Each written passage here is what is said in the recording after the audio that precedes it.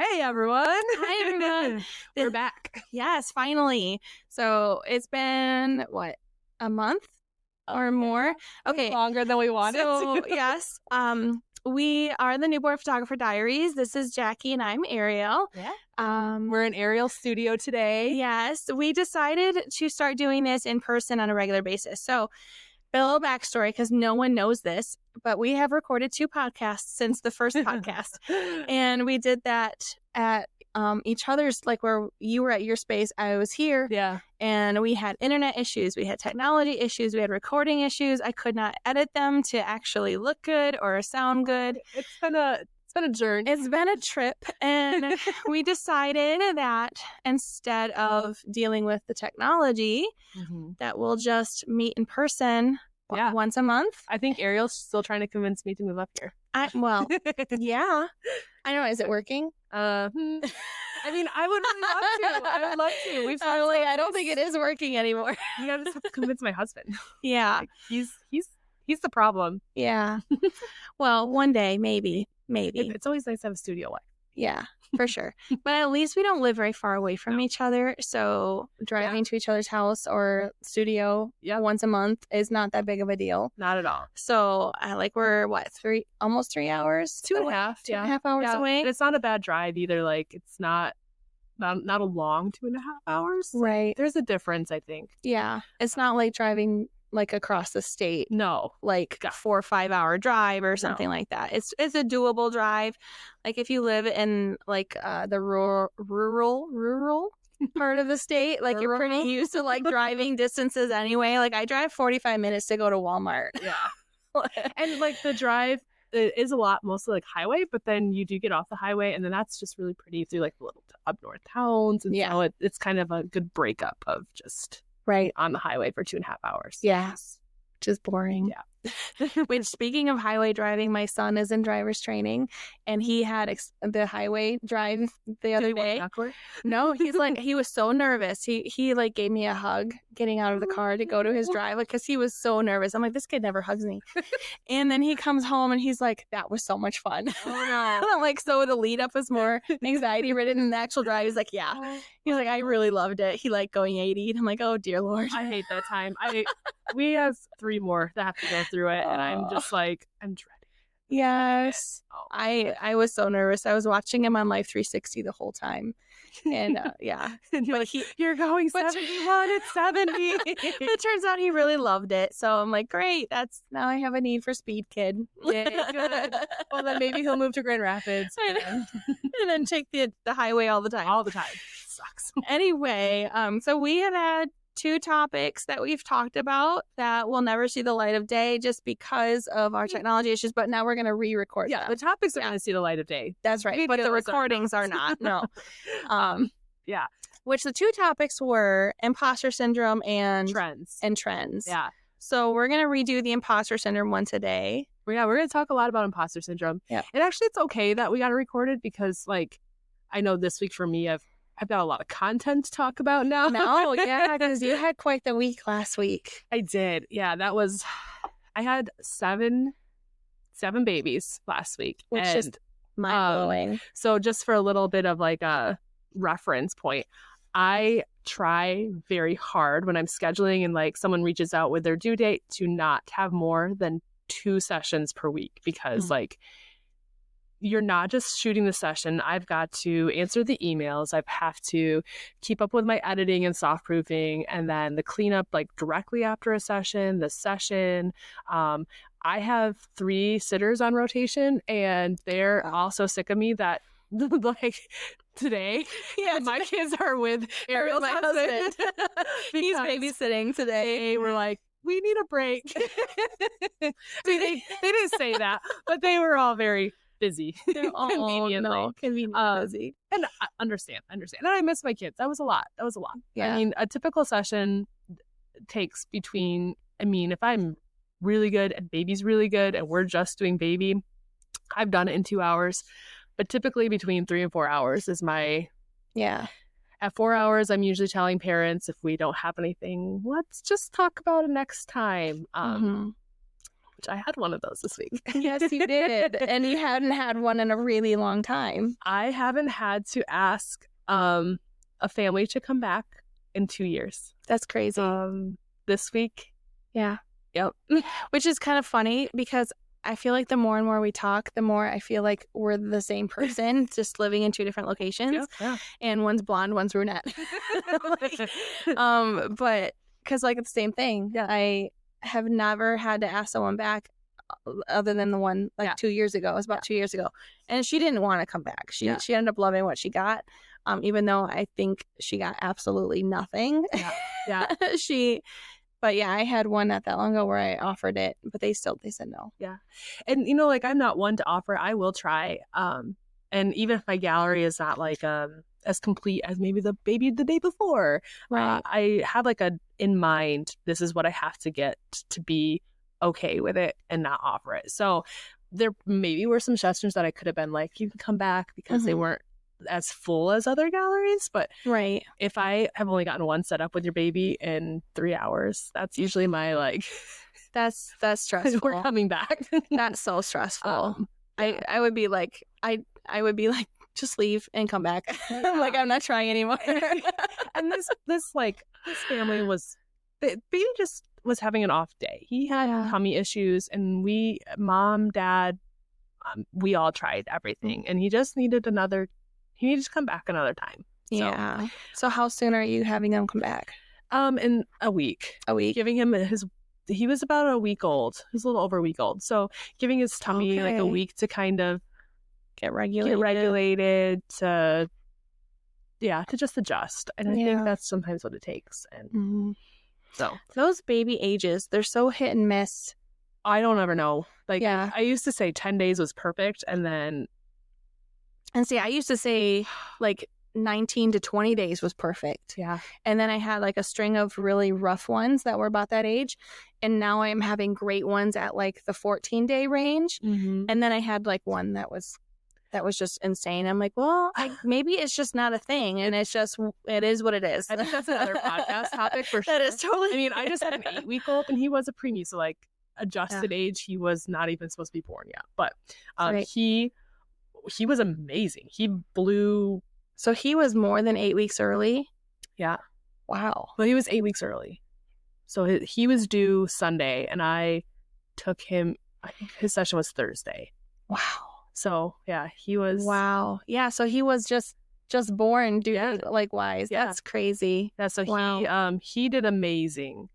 But I've had, 5-day-olds, which I don't usually. Don't recommend. Don't do 5-day-olds. No. But that was a case of not complete honesty with the date they were born. Oh my gosh. Have you had parents lie like that? Just a couple. That was one, and it was a couple days off. And honestly, I think it's because you hear so much that like there's so many photographers that won't go past 14 days because they don't curl up. So I think sometimes when parents read that, they get anxiety that they're not going to be curled and sleepy, and that they'll be turned away. Yeah, or like the sooner you get them in, the curlier and sleepier they're going to be. But that's not the case always. Like like I have a really chubby 7-week-old like picture out there, and she did. I mean, it took a lot to get her to go to sleep, but once she did the cutest bum up ever. Yeah. And I've done like I did a 3-week-old that he was 21 days. Yeah. And he did every single table pose, curled up, smushy. He was amazing. Mm-hmm. So yeah, I have had that before. Yeah. I've never had someone the opposite, which I mean, knock on wood. Right. Do we have wood? Said that their baby was like younger and they came in early or later, older. I honestly think I had one. Did you? She will not admit it though. And it's funny. Were they smiling and gooing it? Yeah. She was. I'm not kidding. This baby was supposed to have been almost 3 weeks, like 2 to 3 weeks. But what's kind of funny is that, so a little backstory, she was my birth client. Like I do birth photography as well. And she was my birth client. And then suddenly she just said that she didn't want me there anymore. She didn't want birth photography. She didn't want anyone there. And the midwife told me that it's probably because she had family wanting to be there. And she was just telling blanket everyone no. Yeah. And I'm like, yeah, I totally get that. That's fine. I'll fully, respect those boundaries and stuff like that. but I honestly think she just had such a fast delivery and I missed it and she didn't want me to know. And because she never messaged me or anything like that. And then she just canceled the birth photography stuff. So she transferred all funds to a newborn session. But when I wrapped that baby up, that baby was eye contact and smiling and cooing at me. And I'm like, this kid is not 3 weeks old. Yeah. I'm like, there's no way this kid was almost 3 weeks. It's the cooing that's the indicator, because like I've had babies, not necessarily like smiling on demand, but like stare at me and they follow me and I'm like, ooh, you're But like when you're cooing and smiling and like response to seeing, it's like, no. She followed me and she smiled at my expression. I'm like, this is not a 3-week-old baby. And she was huge, like just huge. Yeah, that was. And I'm like, you must have had her early and then I don't know. Something just fell off. But like calendar wise, I mean, it made sense. Like it should have been fine, but maybe this baby was just advanced. I don't know, the cooing thing. maybe she just came out like a toddler already. I don't know. I mean, I've had babies come to me the size of a toddler. Right? I know. Maybe she just, because even the mom, she's like, I've been told I practically skipped the newborn stage. And I'm like, kind of have. It's very advanced. It's very advanced. And anyway, we digress. Yeah. I love that we get a chat for like but it kind of 15 segues minutes. in because like we talked about a little bit about the hard sessions. I mean, besides age. And I had 7 babies last week and most were very good. I did have a couple that were difficult, and I did leave those sessions questioning like, am I actually good at this? Because, some days you have like clients that will come in, they're like, you're like a baby whisperer. And I'm like, that is a huge compliment. Right.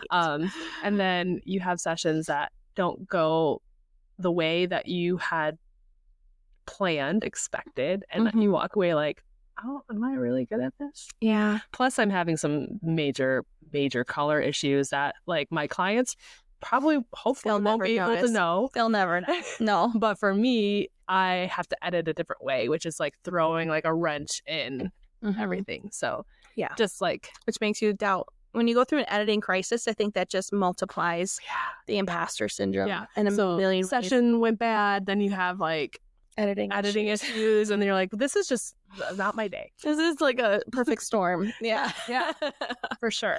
I have a session coming up tomorrow, actually. It's an outdoor family session, and I haven't done an outdoor session since last summer. Yeah, and she says that, but I've seen her outdoor session work, and I'm like, yeah.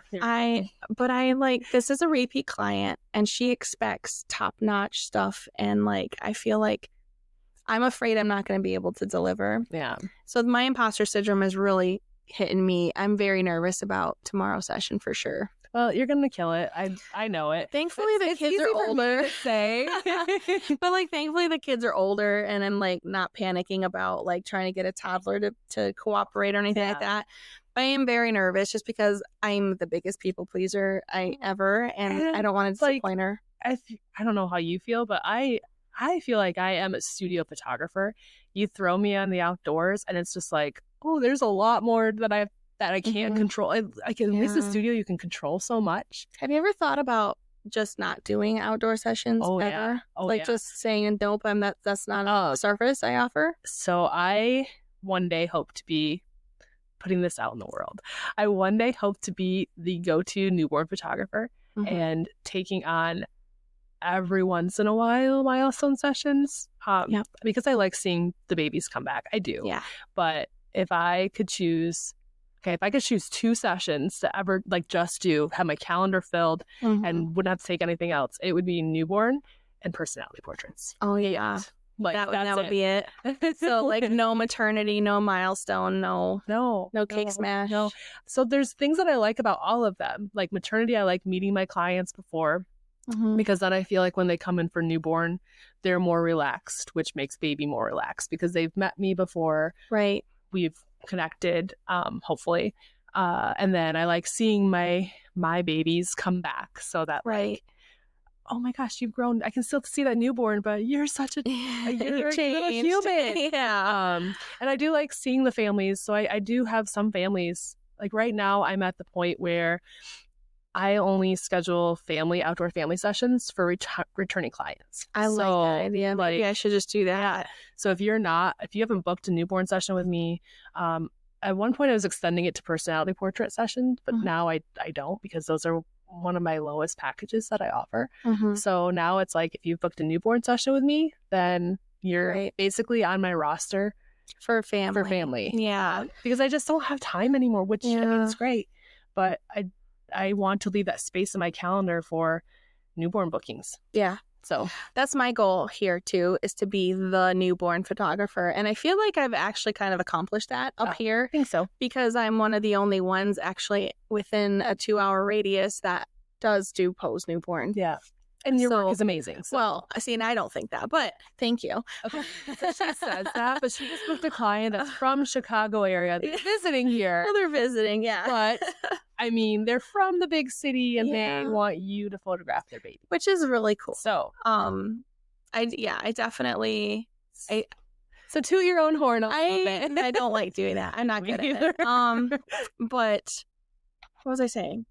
Anyway, yeah, I want to be the go-to newborn photographer, just like how you said. But then I was talking with a fellow friend and photographer in our area. She primarily does weddings and families, and she's like the mini session queen. Like, she just does all of them, like 60 plus families every single time that she does. It's crazy. Like, I could never. Mini sessions are not my thing. But she does them, and we were talking, and she's like, "Why don't you just do families too? Like, that way they're there for you, like, all the time, like maternity, newborn, families, like, they'll just follow with you." Yeah. I'm like, that makes sense, but I want to be comfortable in, like, the one thing. It's harder to be comfortable in more than one thing. I think, like, well, it's just for me, especially when we're talking about going into, like, we kind of touched on that our last one, that luxury luxury tier, right? Yeah. You really, yes, your marketing has to be top of game, because, like, there are people in the luxury market that I think quality wise maybe aren't there, but they are still getting clients because of their marketing. Yeah. But you want to be seen as, like, you have the niche. Yeah. Like, you have to have a specialty. Yeah. It's the analogy that I've learned in, like, a mentoring type of situation was, like, if you have a baby, do you take them, or a broken bone or whatever, do you go to your, like, general physician, or do you go to a specialist? Yeah. And I really like that concept, because I want to be known as the newborn specialist, the pediatrician in that analogy. Right. Yeah. You know, versus, like, taking my baby to a general practitioner. Yeah. Like, and I have a medical field background, so, like, that clicked with me, and I'm like, that makes sense. So, but if I'm doing families and maternities and all these other things, then I'm not. And maybe those just can be add-on services. I mean, you're not going to go get a steak at McDonald's. Right. I mean, that's true. I like that one too. They're not a steakhouse. Yeah. If you want a good steak and you know quality, you're not going to go to McDonald's for steak. I mean, that might be touching on a little different part, but it's true. But then not doing these sessions that often, like, I think that plays into the imposter syndrome for sure. It's the doubting your skills and your ability because you're not used to doing those types of sessions. So what do you think? Let's go to imposter syndrome. And I think you just kind of was a good segue into that. Yeah.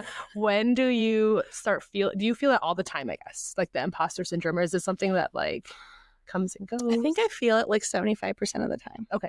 What about you? I feel like it ebbs and flows. Yeah. I feel like sometimes it's session by session. Sometimes it's week by week, month by month. Can I ask a personal question? Yeah. Like, do you feel it with your cycle, like your hormonal cycle? No, I don't think so. I do. I do. I think that's because I start getting it for different reasons. So that's the next question I have for you. When do you start feeling, like, what do you think triggers the imposter syndrome? Well, I have a history of depression and anxiety, and we touched on that a little bit before, I think. Or maybe that was one of the recordings that will not work. But so I struggle a lot with that. And I've had postpartum depression, and I also major depression kind of runs in my family. And so I kind of get a touch of that, and I'll feel like this ebb and flow. And so if I get crazy busy, and then my like home life suffers, and then I start to shut down, and I kind of like, I can't do anything. Right. And then, but I think the busier that I am, the less imposter syndrome I feel. The less busy that I am, the more imposter syndrome I feel, because I feel like, oh, it's been a couple weeks. Now I'm not going to know what to do. Like, I don't know what I'm doing.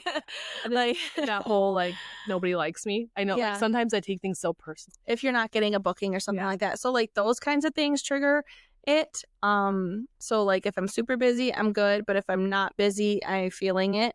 But if I'm at the same thing as a double-edged sword, if I'm super busy, then I get overwhelmed, and then I get depressed, and then I'd be like, I need to stop what I'm doing. I need to quit everything. And it's like a full scale stop. It's I totally get what you're saying. It's not like okay, we're going to slowly slow down. It's like, I need to stop everything. I almost quit like everything. I almost quit every single job that I do, because like I also still hold the job at the hospital, and I'm like, I'm going to quit everything. I'm done. I'm going to sit on the couch and I'm not doing anything. But I think that's just like, I need to find that balance for me, because that's who I am. Yeah. And it's not something that I can fix.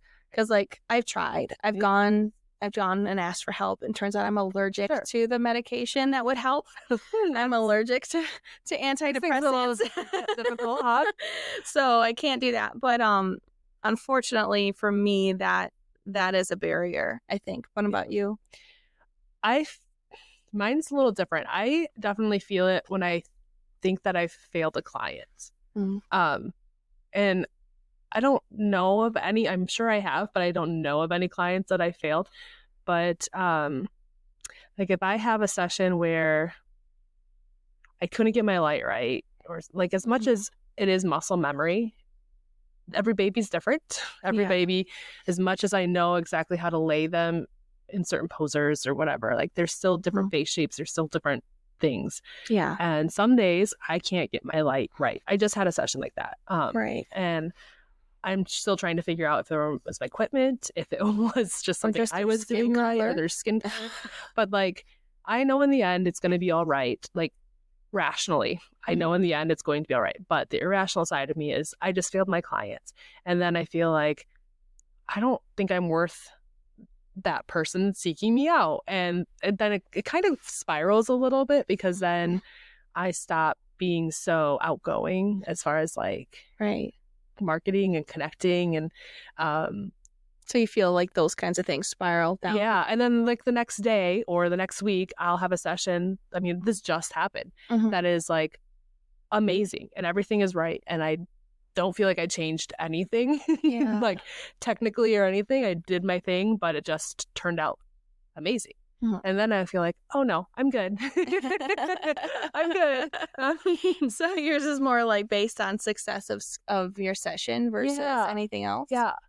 And I think a lot of that has to come from like like getting better and getting noticed, I guess, for your work. And then you hear that, you're noticed, like, oh, your work is good, and then you have like one, you're like, this is not good, like, and then it kind of feels like you're a phony, right? Like, and I think validation too, like that helps.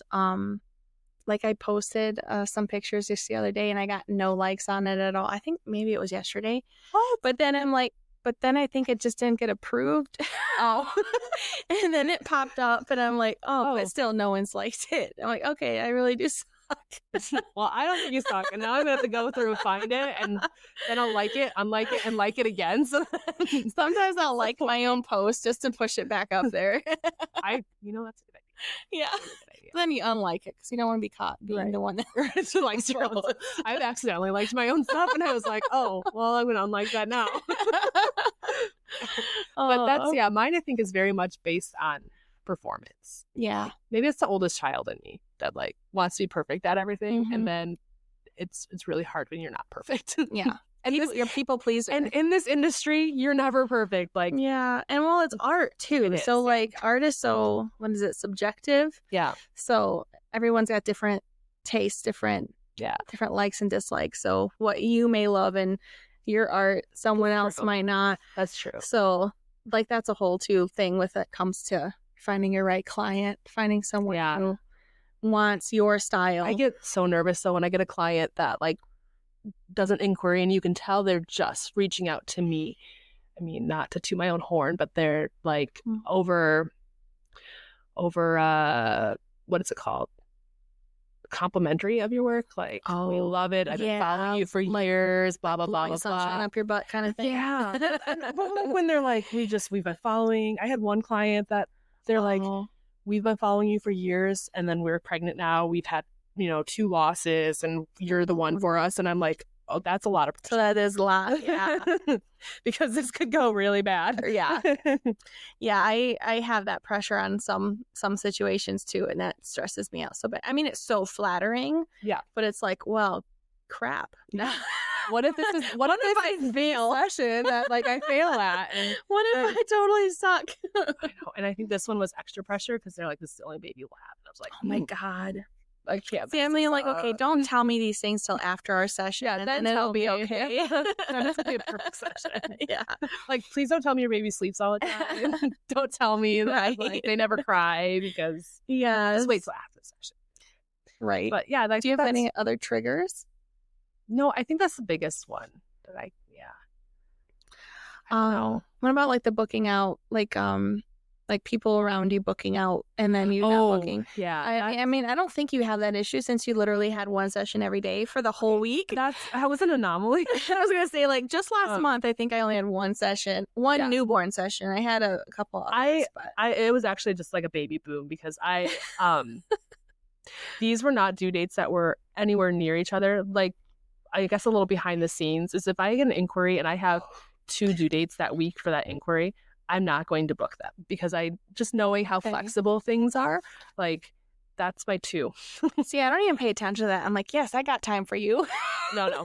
I mean, I overbook myself. I would love to, but I just know like that I'm setting myself up then to have all the babies. So this was like some were due 3 weeks before, 3 weeks after, and then they all just came the same week. And I was talking to one of my parents who is, she is a labor delivery nurse at the local hospital. And she said, yeah, we've been so busy the last couple of weeks. And she said, when I was in the hospital, they weren't doing any inductions because everybody was coming in. Like, oh my gosh. So it's that holiday, 4th of July. I live in a way bigger city than you. So that's, I think, another big factor. Yeah, for sure. But, but in a slower time period so living in a bigger city, there are a lot more of photographers near me. There are a lot that are specialized in newborn photography. There are a lot that are actually amazing wedding photographers and are starting to book newborn because they had a baby and now they're wanting to not be working on the weekends. Totally understand. And they're doing theirs cheaper because they're starting. And so it's a very much more saturated market where I'm at. Mm-hmm. So for me, when I'm slower and I see newborn trying to break into the top, how do we call it, the top tier of our area of newborn photographers, and you see those that are there and they're booking a lot more or showing a lot more that week, I do start to feel like, and then it becomes a little more personal, like I'm not liked, which is so stupid and it's not true. Like, if you ever feel that way, it's not true. It's just not. There's enough clients out there for everybody. There is totally. Even though it doesn't feel like it. It is just the person that I am, and honestly, I don't even think anything happened in my childhood to make me that way. It's just my personality. Yeah. Like, I want to be liked.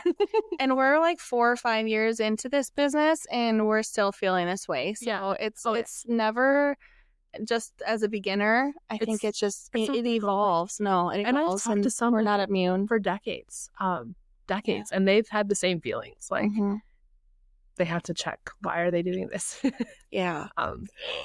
So what about you? What about, like you said, bookings were kind of low. Do you think that kind of plays into it? For me, 100%. Yeah. I felt like, just like you, I felt like no one wanted me.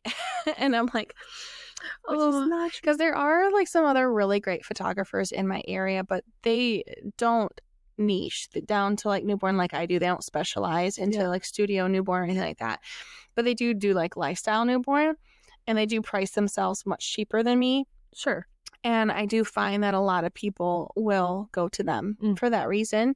And I'll instantly like personal, I'll take it as a personal thing, but then I gotta realize I do charge a lot more. Yeah. And it's most likely just a budget thing. This But industry it's hard. is just so hard because it is art. It really is art. And when you're talking art, if you're a true artist and not just, I think, in it for the easy money, which it's not easy money. Spoiler alert, it's not easy money. But I think sometimes it's viewed that way. And you're putting a piece of yourself into that. So yes, I'm photographing somebody else's baby, and yes, I'm providing a service for them. Right. But it's also something for me. Like, it is an art for me. Yeah. Yeah. I think though, like, in that when I first started, I felt like it was more of just for the art. But now that like I'm the breadwinner and I'm the main income, now I feel like that part has maybe got suffocated, and now I'm like chasing after paying the bills, and I feel like maybe that might play into a little bit for me, for sure. I need to refine that creative spark. And what I'm just gonna say, like, working with you, doing this with you, doing sessions with you, like, that's been helping find that like creative spark again. But it's hard. It's hard to, like, when you have to make money doing art, it no longer becomes art. And I think that that's a good point, like, to kind of go to the next thing is like how to get out of that feeling. And I think that's like, you helped me get out of that feeling. And I think that's really important to have somebody in the industry, a friend or mentor or somebody in the industry that can listen to you when you're down at those points. And not someone who's going to like blow smoke up your ass and be like, you're ridiculous, don't feel this way. But just like, so I had a bad session, I'll send you a picture of it and be like this is defeating. Yeah. And you're not going to tell me, oh, that's amazing. You're going to help problem solve, but you're not going to be like, oh yeah, that's shit. Like, no, I'm not. I thought that you sent me one that you thought was bad. I'm like, and in my head, I'm like, what is bad? But like, and then I had to really like nitpick, and that's okay. But that's like, for me, like, that's what I need. I need someone to like, not tell me it's terrible, but I'm in this enough to know what I don't like about something, so I can label it. Like the one I sent you, it's so gray. I don't know what's wrong. Like, it's so gray.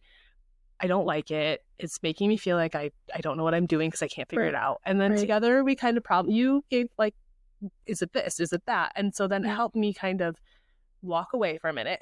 Yeah. And then sometimes you tell me that too. Yeah. Walk away for a minute because like you just need some space from it. Yeah. And that's true. But just to have that person, I guess, to validate those feelings, but not to like make those feelings more enhanced, but to validate that every emotion needs to be validated. Yeah. And to not say you're wrong. Yeah. And to not like also blow smoke up your butt too and make you like, I swear more than you. No, I swear quite a lot, actually. I'm just trying not to. We can bleep that out, maybe. I'm okay with swearing. I just don't want to come across as like a horrible sailor. Like yeah. I promise I am professional. I'm a horrible sailor. So if you're a client watching this, it's okay. I know. Yeah. Yeah, so that helps me is like having you. Like, truthfully, just having someone to talk to, because my husband will be like, oh, it's a baby. Cool. Yeah.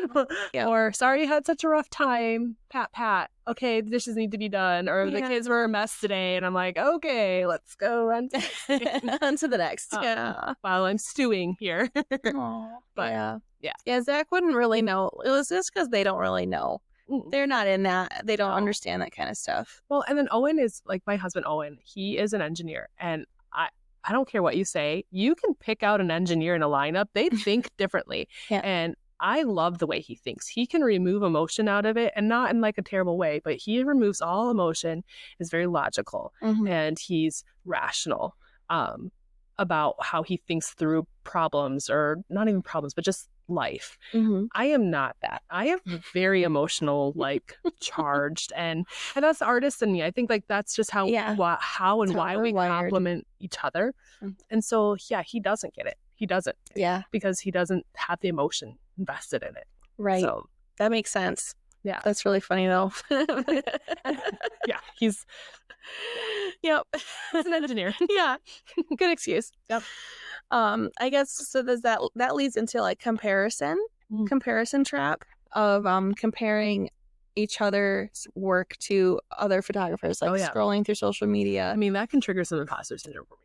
100%. Like, I've unfollowed people for that reason, and I'm pretty sure I've been unfollowed for that reason. Well, I mean, as it should be. But I mean, I especially feel it hard when I've had a bad session and I see someone who had like a really good session, and I'm like, what? Right.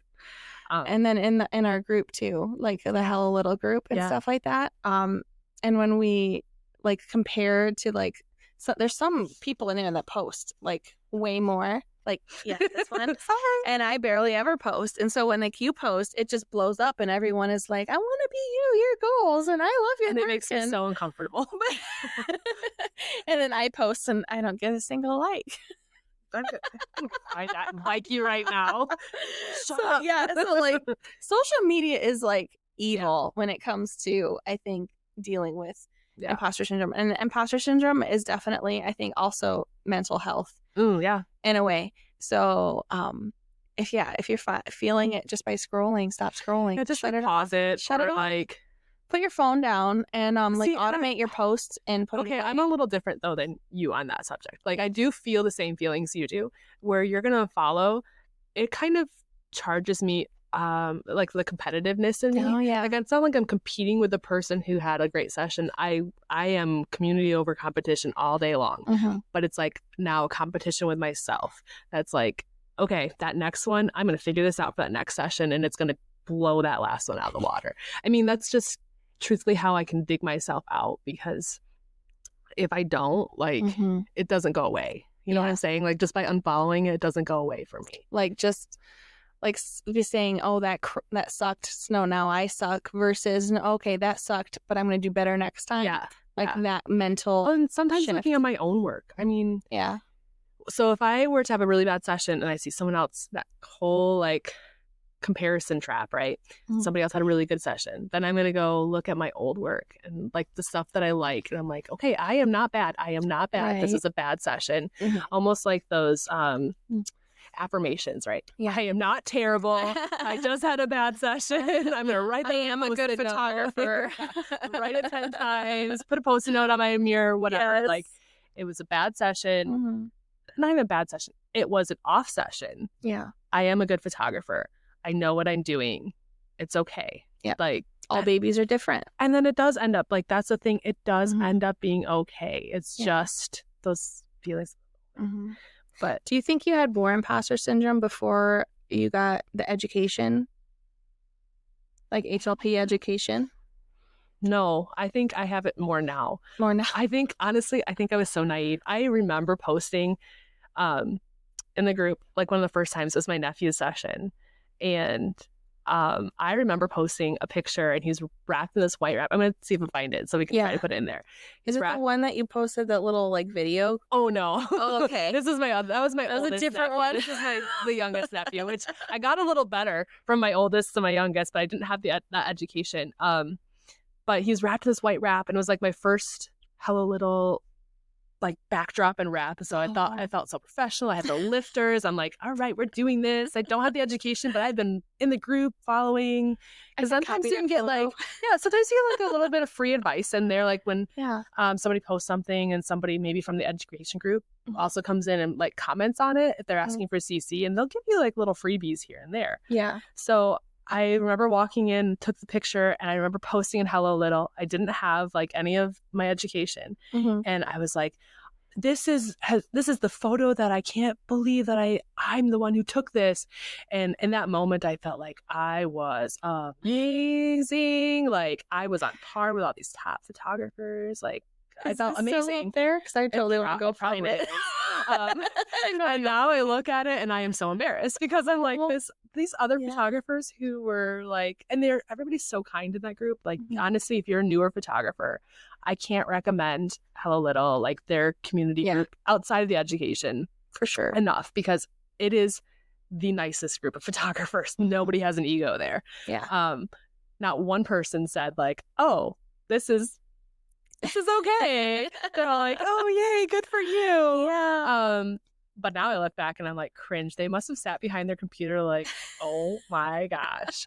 But so I feel like it's that whole like what you don't know, you don't know. Ignorance is bliss. Yeah. So after knowing this stuff, now I different. Feel it. Yeah. Now I feel it. I remember feeling that way too when I did Lincoln's he was 6 weeks old. I thought I did so good. Yeah. I thought they were amazing. Oh my gosh. Yeah. And we just talked about growth in the group too. We did. Yeah. And I post this video every year. They'll open up their ed group every once in a while and they'll ask people to like post their before and afters. Mm-hmm. And so I made this video and I'll update it with newer images to kind of really show. Yeah. But I only use my oldest nephews and my son's, who's going to be 4 this week, his newborn pictures, because I get this icky feeling of using my clients' work. I know like everybody's going to feel bad. Yeah, I don't want them to feel bad. But I don't think they would. It's a me thing. Like I don't want someone to accidentally find that and be like, oh, she thought these were crap. Right. And that's my baby and I love them. Yeah. So I just use my kids, but yeah, posted that. Yeah, I saw that. I love that. I didn't do that this time. I should have. I'm like, I don't feel like digging. I don't feel like digging for the photos. I have a saved in my Canvas, so I really need to. Because you're amazing. Probably just amazing. Whatever. Yeah, so that comparison trap, and I think knowing more. Do you feel like it affects your business in any way? I try not to. I don't know if it affects like your marketing. Or like how much effort you put towards like advertising and things like that. I feel like when I start to feel it and I feel like I've failed, then I feel like I need to, it's almost like, so I used to play basketball and you couldn't end on a bad shot, right? So like you walk away from practice and if the last shot you took was a miss, you can't end on that. You have to shoot it. You have to make it. It's bad luck to leave without like making that basket. Yeah. So that's kind of how I feel when I have a session that starts to make me feel like I don't know what I'm doing, that I'm not as good as what I'm charging, that, all of this stuff, that I feel like I have to get a newborn in as soon as possible to make fix it better. that. Yeah. So I don't walk away with this shot, I guess. That's a good thing to do. Yeah. So I think I amp up my marketing then. Okay. I think that I honestly start to market more so that I can get somebody in. I think I'm the opposite. Yeah. Which is funny because we're not opposites in anything else. But I feel like if I have a bad session, I immediately like, why should I market? Because like I'm just not good enough. No one's gonna want to pay me that much money. And then of course I think the imposter syndrome does heighten a lot, especially if I get a client that prepays for anything. Because then I'm like, now I really feel the pressure to do a good job, and I feel like the imposter syndrome hits me then too. I think the imposter syndrome is like literally in every aspect in some way, shape, or form. Yeah. And I think the only time that I don't really know of any time that it's not there. Like kind of an underlying. Yeah, it's kind of like an underlying thing. I guess like when I was like really busy, I didn't really feel it as much. Yeah. But I guess now that I'm thinking more and more into it, because when we do these podcasts, like we literally we come up with a topic and then we just kind of talk through it. We don't pre-plan any of this. And so like now that I'm like really thinking about it, I'm like, it's kind of like always there. It is. And I feel like it's, now that I think about it, I think it is always there. I feel like it is. I think you're right. I think it's always like the sleeping. It's like a sleeping monster. It is a sleeping monster. And it's always there to like, it's a sleeping dragon. We watch How to Train Your Dragon. There you go. It's a sleeping dragon. And it's doesn't take much to trigger it. Yeah. And And I think you touched on, so like we do also create these little bullet points of like things that we do want to touch on or things like that. And one of them is ways to combat it. And you covered it by doing another shot, getting another shot. Yeah. And then talking to somebody. Session, and then talking to people. Yeah. And then also like if you do find social media, if you feel like you're comparing yourself in a negative way versus a trying to get better way, then unfollow. Yeah. Shut your phone off. Go focus on something else. Take a break. Yeah. Yeah. Walk away. Like you tell me, walk away. Yep. Reset yourself and come back. And I think for me too, I do need to do that a lot. And that's why I really appreciate when you tell me like just take a break. Because I feel like sometimes you just get so Oh yeah. Like intense. I mean, this is probably very unhealthy, so don't be like me. But I am, and we've talked about how obsessed I am with this job. I'm not kidding. Like if I'm not momming and wifing, which sometimes I don't wife as much as I should, I am pouring myself into this art. Like it consumes me sometimes. And so when you and I need to really fall back into some of the other hobbies I have. So when you tell me to walk away, and even if it's like, all right, I'm gonna walk away tonight, I'm not opening my computer. I'm going to put on trashy like Bravo TV, a reality show. Like, have a chai tea and just sit. And like then it's kind of like, okay, and I come back at it and it's like, she was right. This isn't, you just gotta take a break. I'm not bad. I do feel though, because we just talked about this when I walked into your studio today, I do feel like the imposter syndrome is sleeping, and I do feel like it affects my pricing. So I feel like even after good sessions, I still do not feel like I am worth more than I am charging. And I think a lot of that has to do with the fact that there will always be a session that's not going to be perfect. And then I will feel really bad. Even though like the best of my sessions, I feel like, oh yeah, definitely worth it. Then there's always those like not so great ones that I feel like I'm not worth it. And I especially think in today's economical climate, that's a big word for me. I feel like the value of money and of just the upper middle class is so much more. And so like I don't want to provide something where they're going to feel like it wasn't worth it.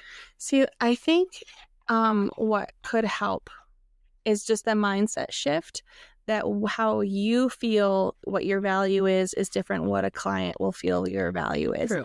Because like that triplet session that you helped me with, I thought we barely got anything that was worth it. And I thought it was a really great session. She thought, but I thought I didn't get hardly any variety. I felt like I barely got anything good enough to actually fill a good gallery. Like, there was a couple epic shots, but there wasn't more than just a couple epic shots. There was just a few here and there. And honestly, if it wasn't for mug shots, their order probably would have been really small. Because they did buy a lot of mug shots. But still to this day, that was my highest paying order ever. And I thought it was absolutely crap. Really? Because I walked away and I'm like, you posed 3 babies. But you helped me pose those 3 babies. So it was not just me. If anybody has ever done a triplet session before alone, please let us know. I don't think there is any way you could do a triplet session alone. I hope you never do a multiple session alone. I've done twins. I do twins a lot alone. I would never. There's no way. If you've done a triplet session alone, you are a god among men in the newborn photography world. Let us know, because I want to meet you. I wouldn't recommend it. But I feel like the way that you value yourself is different than the way other people value. I think so. And I think if you, I don't know how to word this, but like the price tag you put on yourself, I think you're limiting yourself. If you let someone else decide how much they want to pay, like not like pay what you can, not like that. Don't do that. No. But like how you set it up where you have your time versus your images. So you have them pay for your time, and then you let them choose how many images they want at their budget or whatever. You'll be surprised at how much they're willing to pay for your service and how much they'll value. Like, I think the way that the packages are set up, like where you get this number of images for this amount and that's all you get, I think that's super limiting. And it's like it's a ceiling. And I felt like with my pricing structure, I hated that the fact that like I had people willing to buy more, but I was limiting them. And I wanted to open that up. I wanted it to be an unlimited thing. I wanted people to like buy 5 to 10 images if that's all they could afford, or buy 72 images like that one maternity client did. Like that would never have happened before. But and okay, so it's just, so this is way off topic for just a second since we talked about that. What if though, like you had, so for me, I have a hard time like thinking about that because if you had 3 clients booked, right, for the month, and then like you have a minimum investment, right, for your time. It's built in, yeah. Right. So then if they just buy like 2 to 3 images and then all of a sudden you're like, well, I'm making less now than I would if I would have just done. The way that it's built in, they can't buy less than 10. Okay. So like the minimum investment would be my session retainer plus my minimum collection. But I explain it to my clients that this minimum collection is not a package. They're more like benchmarks. Because when we go through your ordering appointment, you're not going to be limited to 10, 20, and 30. We're just going to eliminate until you can no longer eliminate, until you get to the point where it's so painful you can't say no anymore. Yeah. And then that's what we end up on. And then we price it out. And then I have these benchmarks where they're like, I'm probably giving a lot away here. Sorry, I asked the question. But like I have these benchmarks where they get essentially some freebies, along the way. And it's more enticing each level. And that was a straight off tangent, but it was. And I totally just gave away a lot of great tips there. So take advantage of that. But but it really has helped me increase my sales. And it also helps not put that limit. Yeah. I totally understand that. Yeah. It's just, for me, it's just going to be like getting over that. Because you're going to have a person that's going to think like, I'm going to pay as much as I can because you're so valued by them. But also I don't want someone choosing 100 newborn images because newborn image editing. I have never had someone choose 100. Oh my gosh. Image editing. And there are programs out there, and I do know of photographers in my area that do a lot of images and 24-hour turnaround time, which you know what, so great on them. But you can tell, like, as a client you can't tell, but as a photographer I can tell that they're using these different programs or whatever. But as a client, no one's gonna know, right? And so but I hand edit everything, and if the lighting's really good, I can do it fairly quickly. But it's still, if you order 100 images, that's going to take half a year. Yes, but the 2-image maternity gallery killed me. Killed me. I could not look at that girl's face another time. It's a lot. It's a lot when you hand edit. It's just a lot. It was a lot. And I mean, they were fantastic people, the sweetest girl ever, but when you're trying to fix the same thing over and over again in 72 images, is be like, I can't look at this couple anymore. Right. And I don't think I could deliver work that I would not be happy with either. Yeah. So I'd have to go through my whole process. So yeah, I think a lot of it is a mental shift for sure when it comes towards that. I don't know how we got onto that with imposter syndrome, but I mean, it's delivering products that you're happy with. Yeah, for sure. And like being valued, I think that's a huge thing. I think being valued or having the feeling that you're valued is a huge part of helping overcome imposter syndrome. And you said your imposter syndrome kept you from charging more. Well, yeah. So it's not that I think all of my clients value me. I don't think I can honestly say I've had a client that I didn't feel like they valued me or my work, like even when I was beginning. But it's just, when you talk about like love languages, right? It's just like I need to feel like I'm valued to get to really like step out of that. Like, what makes you feel valued? Oh, I don't know. Like, what's your love language? My love language, I think it's words of affirmation for sure. So I love when a client comes back and they're like, and genuinely, not just like, and they rave about it, and just like, I love my images. And it needs to feel genuine, because being a words of affirmation girl, I can also see around BS. Like, this is what I'm supposed to say. Like, I know I feel like you would thrive with an ordering appointment. I probably would. I would probably like 100% shit my pants the first time. Because I'm also not a salesperson. You're not a salesperson. So I don't feel salesy one bit. Okay. Like, I was really afraid of that. Yeah. But no, I'm not being salesy at all. So we need to have an episode on pricing for sure. Yeah. Because like we need to dig into this. Not necessarily like the vehicle and how you do it, but just like the mindset about it. Yeah. Because I feel like it's more of a service. Yeah. And I'm providing them an experience versus being salesy. Because I mentioned this on the podcast that we that we recorded that didn't work. Like, so if you go back, you can watch that one. No, this is the one that didn't work. Okay. Like our recording sucked. I couldn't edit it. But I had a maternity client.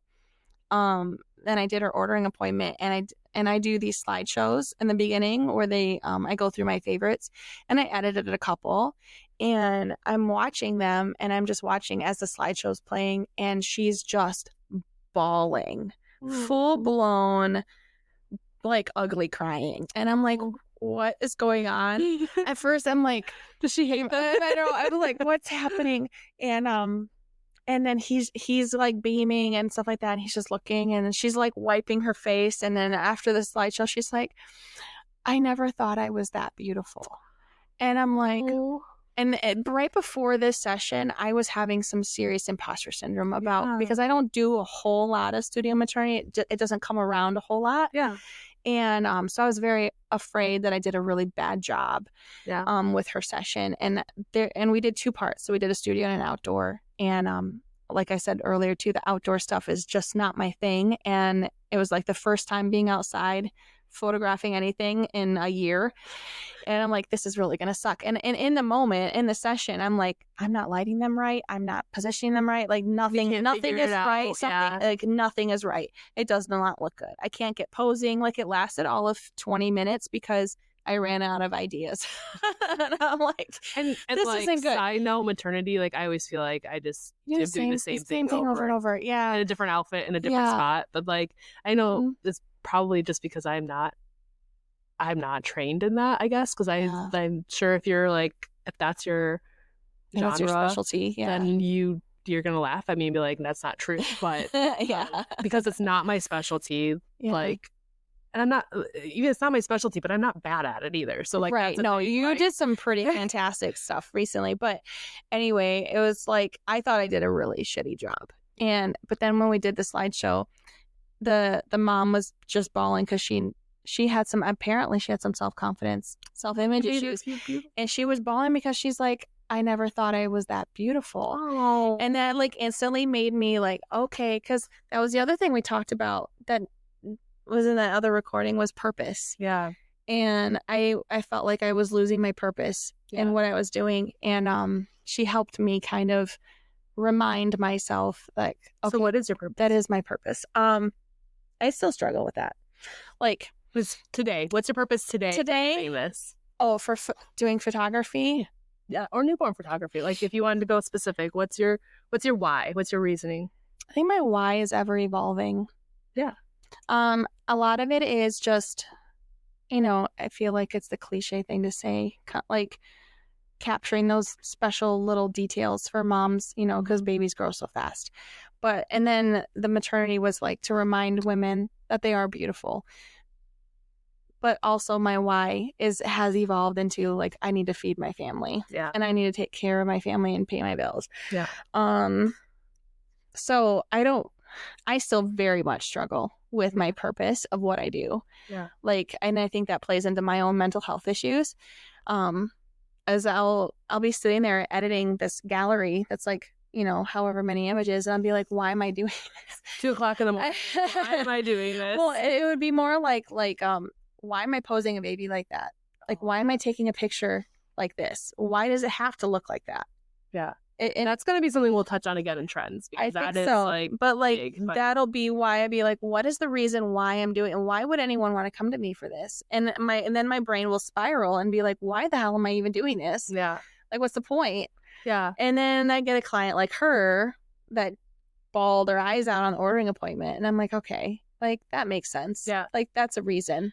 Your why is because we all have our hospital photos from the 1980s. 1990s that are like, that's why. Yeah, that's why. That's why. And like, I mean, but I think having, even if it's evolving for whatever season of life you're in, having, if you start feeling those feelings of imposter and defeat, sitting back and really like, okay, what's my why? Why am I doing this? And if you can't come up with one, then maybe it is time to just take a step back. I mean, take less sessions, whatever. But and also know my purpose kind of came about too, like when my dad died. Yeah. And all I wanted was pictures. Yeah. And all I have is a box full of Polaroids from back then. Yeah. And so you see the value in so I see the value in having those pictures. But then I spin it around in my head stupidly, like, okay, yeah, they want these pictures, but why do they have to be posed like that? Like, why does it have to be what you're good at? Because that's the art of it. I think that's the art. So then it plays into the art. And that goes back to my why. Like, yeah. I am a creative person. I'm not a drawer. Yeah. But I have always needed a creative outlet of some sort. And, you know, I'm dabbling in different things. Like, I've had a camera in my hand since I was 18, like a DSLR, like a professional camera. And so I've been taking pictures, but it wasn't until I found studio newborn photography inside, using light, playing with the light, playing with textures, backdrops, babies, and hearing like the, oh my gosh, is when you're taking the picture. Like, that's when I feel like I'm creating the art for me. Like, it is your baby. It is your product. But it's your art. By hiring me, you're helping my mental health. Like, I need to do that. I can't imagine, maybe one day, 10 years down the line, I'm going to eat my words here, but I can't imagine not doing this. Like, I can't imagine not doing this. That's amazing that you have that. But that's it. That's your purpose. I think your reason. A why is always evolving. Yeah. My why is to create something, and this is what I have been gifted. Do you feel like it's evolved over the last 4 years? I think it's always been to create something. I really do. I think that's been the draw, was to create art. Have you ever struggled with purpose like I have, or am I just the only one? Hey, if you're not the only, if I'm not the only one, please comment below and tell me. I think when I lose sight of the why. Yeah. So when I get too busy sometimes, I don't think that's imposter syndrome. I think it's, I get too busy and I don't have that feeling of like creating, right? It feels almost monotonous, I guess, right? Yeah. But when I have the space, when things work out, which luckily this last week I did not have the same, because honestly, that's a lot, and it definitely could have come up. But if I get too busy where I can't have that feeling of that I get from my why, like I'm creating art, and if I start feeling like it's just like another day in the studio, then I do lose my sight, like sense of purpose. Then I start questioning like, this is a lot of time away from family. Like, is it worth? My house is a wreck. Is this worth it? Like, is it worth it? Yeah, I'm very fortunate on the opposite end that like my husband's job provides for us, and he is amazing at providing for us. Like, he has, I don't want to say he has like this traditional view stance, like that the man provides, the woman doesn't. I think he'd be very happy if I could like provide and he didn't have to, but he does, is a sense of duty and honor for him to provide for us. And so I'm very fortunate in the fact that I've been able to explore this passion and not have to necessarily, not that I don't have to worry, but I don't have the pressure that like, we're not going to eat next week if I don't do this. So like, that really does, I think, change perspective a little bit. So mine is just creating. Yeah. That's amazing though. And I will like just clarify that my husband does feel the same way about, he has been the breadwinner and the provider for 20 years. But he got to a point physically, because his job was very physical. Oh my gosh. But I would just love to be, I would love to one day be what you're going to be like, no, you won't. But to be able to give my husband that time that I've had, you know, like. Well, because he worked so hard to provide for us for so long. And it got to the point where like he needed neck surgery, and his body is just, it's older than he actually is. And I hate seeing him be in pain all the time. And that he feels like that's all he's good at, and he didn't want to pursue anything else because that's all he felt like he could do. And I didn't want him to suffer anymore. And he missed the kids missed him. And I'm like, I want it to be my turn. And so it's not like it's a forced thing. It's a my choice thing. So like he could easily go back to work and be the breadwinner and tables turn, but we chose for him to take a break and for him to be stay-at-home dad, and be that way I could work more. And I still think it's amazing though. Like, I would 100%. You should feel so proud that you are able to do that. And I do feel very proud of that. He does have days and stuff like that where he's like, I feel useless. Yeah. Or he'll feel that way because like the man in him. I think that's just a very cultural. It's a very thing. Yeah. And so he's finding, purpose in other ways, and he'll take odd and end jobs, and he still works. He just doesn't work a 9 to 5 anymore. Yeah. So I think that's amazing. Yeah. I think that's what I think maybe differentiates sometimes are your why, my why, and your why. It's so different because you're in we have different perspectives right now on how our season is. Right? Different family dynamics. Yeah, for sure. But yeah, that's my why, is to create. As I would be lost if I couldn't create. Do you ever feel like stale by doing the same thing over again? I had to buy I had to buy a bunch of backdrops. You're and untwisted. a prop. I had to buy that basket prop because you made me shoot it. Actually, I made you? I made you bring it. Sure. And then I fell in love with it. And then I was like, if I don't buy this now and it's sold out, I will kick myself forever. Right. So I feel, if I feel stale, I do just buy new stuff. I try to buy new stuff, or like I have some drops sometimes I haven't used ever, or try a new pose or something, or like get a model in. Yeah. But I hope that I think that's really cool how we connected, because your why and my why are so different that I think that's why we work together so well, is because you are really starting to make me think about not my purpose, but the validation, on the business side of it, right? Or I take it so personally, so emotionally, and not that you don't, but I very much do. Yeah, but that's right now. That's not where you're at, at your business, right? So so that's where I think you're creative. I've got so much creative energy that I'm and you're helping. Here you go. Yeah, Sprinkle it over. And you're like, hey, maybe start thinking a little more business. Here you go. Yeah, make more money. And I think that's why we work well together. Yeah, for sure. I think so. And just FYI, I can't say never. It took a lot of work, to get to feeling like this business wise. Yeah. It was a lot of mental work, I think. And a lot of, just everything. Yeah. It's not easy. Not easy. That's one of the reasons I haven't. I don't know if I have the stamina to get it literally took feeling like I was jumping off a bridge to do it. Yeah. It was that feeling, that gut-wrenching feeling. That is such a good analogy, because that's where I feel like I'm standing on the bridge, holding on to the sides, oh, am I gonna go? Oh, no. And here I am behind you and pushing you. And it's death gripping on there. So eventually I'll probably fall.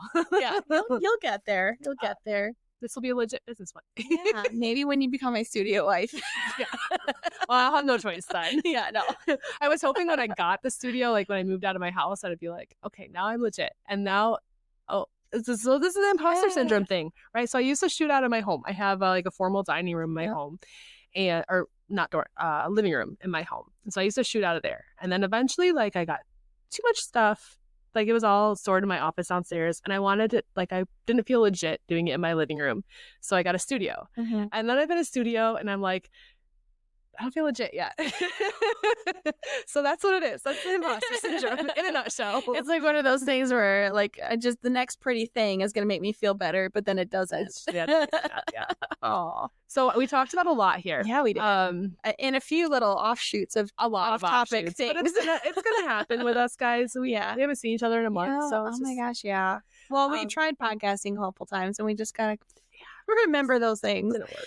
But if you guys want to tell us your stories about your imposter syndrome stories, or if you have tips on how you get out of it, because what works for one person, as you can see, doesn't work for the other person. No, everyone's different. Every business is different. Yeah.